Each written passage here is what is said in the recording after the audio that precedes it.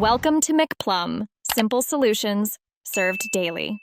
In this video, I will explain how to sell stock in Fidelity. First, log into your Fidelity account using your credentials. Once logged in, locate the Trade tab, usually found at the top of the page. Click on this tab to access the trading interface. Next, you will need to select the specific account from which you intend to sell your shares. This ensures you are working within the correct portfolio. After selecting your account, choose Sell as the action for your transaction. You will then need to accurately enter the stock symbol or the full company name of the shares you wish to sell. Double-check this information to avoid errors. Next, input the exact number of shares you want to sell. You can choose to sell all or just a portion of your holdings. Now, select your desired order type. A market order sells immediately at the current price, while a limit order allows you to set a specific price.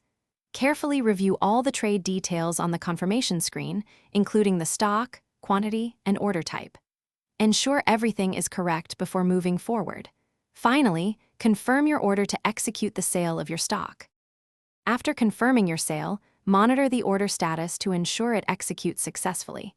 You can typically find this in your order history. Remember to consider the tax implications of your sale, as capital gains or losses will affect your tax situation. Consult a tax professional if you have questions.